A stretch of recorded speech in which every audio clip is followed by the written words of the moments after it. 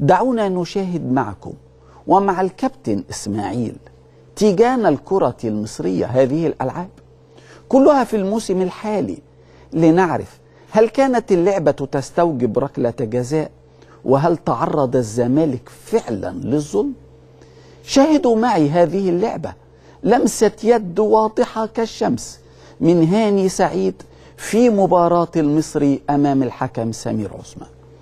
ماذا لو كانت تلك اللعبة لصالح الزمالك ولم تحتسب؟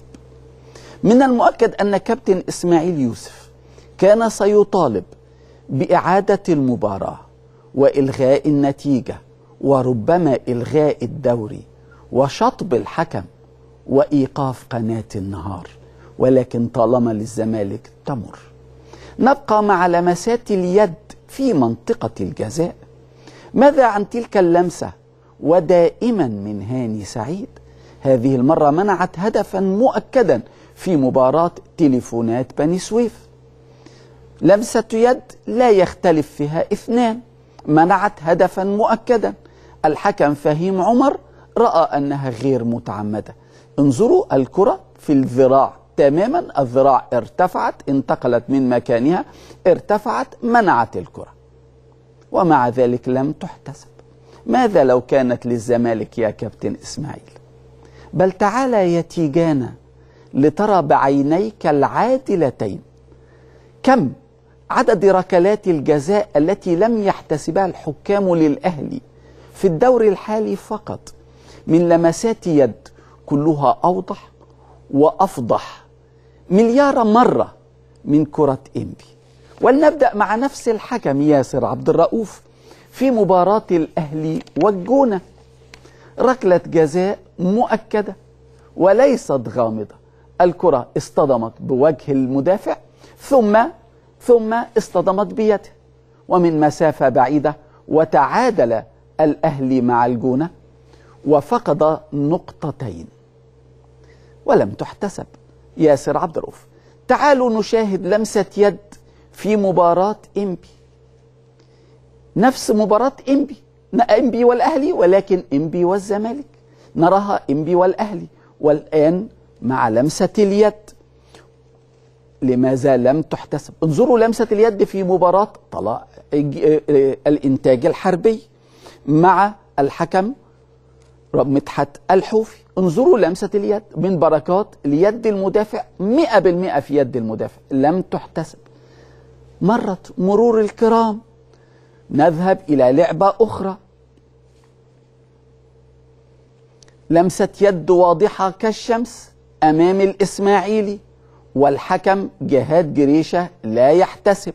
انظروا هنا، انظروا مسافة رهيبة جدا، بعيدة جدا بعيدة جدا. لا يمكن أن تكون هذه اللمسة غير متعمدة، لا يمكن، ومع ذلك لم يحتسبها الحكم. لمسة يد لم يحتسبها الحكم في مباراة الإسماعيلي جهاد جريشة. وانظروا مع أمام طلائع الجيش، لمسة يد واضحة كالشمس. انظروا نسير، هذه يد ايه؟ يد واضحة، يد خارج الجسم تماما، يد المدافع خارج الجسم تماما، خارج جسمه تماما ومرفوعة وعالية ولم تحتسب. ماذا لو كانت تلك اللعبة لصالح الزمالك؟ ماذا لو كانت وتجاهلها الحكام؟ ولمسة يد أخرى في مباراة الأهلي وسموحة، واليد على الأرض والحكم محمد عباس ولا تحتسب.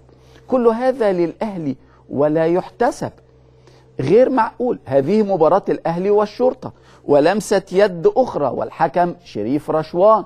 انظروا انظروا، انظر يا كابتن، انظر يا كابتن تيجانا من ذراعه إلى رمية ركنية، والحكم شريف رشوان يشير برمية ركنية. انظر يا كابتن إسماعيل، كلها لمسات يد واضحة ليست غامضة كما حدث، والحكام لا تحتسب. ماذا لو كانت لصالح الزمالك؟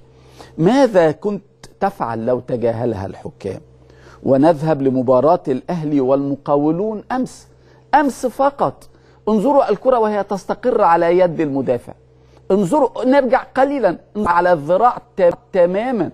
مباراة الأمس ومرت مرور الكرام، مرت مرور لم يتحدث عنها أحد. ماذا لو كانت تلك اللعبة لصالح الزمالك؟ سبحان الله. تجاهل الحكام المصريين للمسات اليد منحت الزمالك نقاطا لا يستحقها، وحرمت الأهلي نقاطا وأهدافا يستحقها، ولم يصرخ بلاتيني ولا تريزور كما صرخ تيجان. شاهد يا كابتن إسماعيل الألعاب التالية وقرر ماذا لو كانت مع نادي الزمالك. ركلة جزاء اللاعب البرازيلي فابيو جونيور ضد إنبي في ثمن نهائي كأس مصر والأهلي خاسر 1-0، تجاهلها الحكم محمد فاروق بلا مبرر. عبد الظاهر السقا في الخلف يجذب فابيو جونيور بكل وضوح ويسقطه تماما. خسر الأهلي 1-0 وودع كأس مصر بلا صراخ. ماذا كنت فاعلا يا تيجانا لو ظلمك الحكم هكذا؟ انظروا إلى ركلة جزاء لصالح عبد الله السعيد في مباراة إنبي بعد أن مر من مدافعين، تجاهلها الحكم فهيم عمر بلا أي مبرر، بلا أي مبرر، قبل أن يحتسب نفس الحكم فهيم عمر في نفس المباراة ركلة جزاء لإنبي ضد الحارس شريف إكرامي والكرة خارج الملعب أساسا. ماذا كنت فاعلا يا تيجانا لو ظلم الحكم الزمالك مرتين في نفس المباراة وبتلك القسوة؟ شاهد يا كابتن إسماعيل ركلة جزاء عبد الله السعيد ضد طلائع الجيش. الحكم رؤوف الحوشي حولها من ركلة جزاء إلى إنذار لعبد الله السعيد. ماذا كنت فاعلا يا تيجانا لو ظلمك الحكم هكذا؟ كل تلك الألعاب المثيرة المشحونة بالظلم مرت. لماذا؟ لأنها كانت للأهلي. مرت مرور الكرام بلا صراخ من جوزي أو بيدرو أو فيدالجو أو من شقيقك بالاسم فقط محمد يوسف، ولم ينطق سيد عبد الحفيظ كلمة واحدة بشأنها. قارن يا تيجانا بين ما تطالب به اليوم للزمالك وما تجاهله الحكام للأهلي في الموسم الحالي فقط. نحن لا نؤلف ألعابا ولا نختلق أخطاء ولا نفبرك لقطات. نجاحنا وتأثيرنا جاء من صدقنا، لغتنا الفيديو والأرقام. كل ما نذيعه تمتلكه كل القنوات الأخرى بلا استثناء، أغلبها يخفيه أو يتجاهله أو لا يعرفه. عزيزي تيجانا، ستبقى صديقا رغم تجنيك الشديد على شخصي. اليوم يا تيجانا انهالت الاتصالات من أصدقائي تطالبني بعمل محضر ضدكم بتهمة التحريض لجماهير الزمالك ضدي، وهو ما جاء في إحدى الصحف على لسانكم ومع صورتكم، لكنني لم ولن أفعل مهما حدث، لأن الخير والود القديم بيني وبينك لهما عندي مكانة أكبر جدا من عملي أو من نصري. تقول يا تيجانا أنني أرهب الحكام ضد الزمالك. هيا يا تيجانا نشاهد معا لقطات من ظلم الحكام للزمالك بعد تعرضهم للإرهاب من برنامجنا الذي لا يشاهده إلا 7 فقط، كما يقول أحد الزملاء في برنامجه العالمي. هذا الهدف للزمالك كان صحيحا 100%، لأن قانون الكرة ينص على احتساب الهدف مع الزمالك إذا تجاوزت الكرة خط منطقة المرمى وليس خط المرمى مثل بقية الفرق. يا له من ظلم. ولمسة اليد مسموحة لعمرو زكي في ذلك الهدف ضد غزل المحلة في نفس المباراة. سبحان الله. عزيزي تيجانا، ماذا لو كان هذان الهدفان ضد الزمالك؟ عزيزي تيجانا، ماذا لو تجاهل الحكم ياسر عبد الرؤوف لمسة يد لإنبي في مباراتكم أول أمس وأسفرت عن هدف، كما حدث في الهدف الذي ترونه الآن في لقاء غزل المحلة والأهلي. ماذا كان موقفكم ضد ياسر عبد الرؤوف؟ ماذا كان موقفكم ضد التحكيم لو حدث ذلك الأمر؟ عزيزي تيجانا، تسلل فاضح أسفر عن هدف لبتروجيت في الأهلي في السويس، وضاع من الأهلي نقطتان، ولم يتحدث أحد عن إرهاب تحكيمي. وتسلل فاضح آخر أسفر عن هدف أيضا للإنتاج الحربي في مرمى الأهلي، وضاع من الأهلي نقطتان، ولم يتحدث أحد عن إرهاب تحكيمي. عزيزي تيجانا، ماذا لو كان هذان الهدفان ضد الزمالك؟ ماذا لو ضاع من الزمالك 4 نقاط بأخطاء تحكيمية أقرها الجميع؟ كابتن إسماعيل، ليس هكذا تدار الأمور، وليس هكذا تحرز البطولات أو تأتي الانتصارات. الزمالك نادي كبير وفريق كبير، كبير جدا بإسماعيل يوسف وبدون إسماعيل. له من التاريخ ما يتمناه نادي برشلونة سيد الكرة عالميا، له من الجمهور ما يفتقده ليفربول قلعة الكرة الإنجليزية، له من الألقاب ما لم يصل إليه ميلان الإيطالي الرهيب، له من النجوم ما يفوق أغلب أندية إفريقيا قاطبة. الزمالك كبير رغم أنف الجميع، ولو تطاول العالم بأسره على الزمالك ما قللوا من قدره، لكن مجد الزمالك لا يزيد ولا يعلو بالصراخ.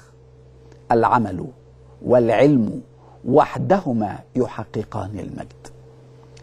لو اجتهدت يا كابتن إسماعيل أكثر في تدريب لاعبيك على التصرف السريع في كرة في وسط ملعبهم، ما جاء أبدا الهدف الثاني القاتل لإنبي أول أمس بعد قطع الكرة من نور السيد في وسط الملعب.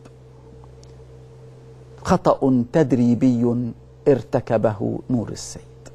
لو خصصت يا كابتن إسماعيل وقتا أطول في المران للاعبيك لإتقان التسديد أمام منطقة جزاء منافسيهم، ما ذهبت أغلب كراتهم فوق العارضة بمسافات بعيدة ولا تعددت أهداف الزمالك.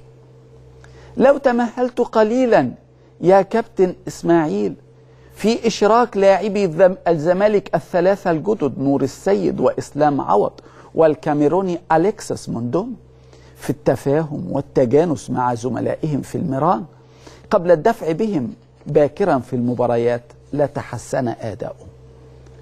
عزيزي كابتن إسماعيل يوسف، الكلام هو الأسهل في كل مكان في العالم، لكن العمل والعلم والعمل الصحيح هما أقصر الطرق للنجاح.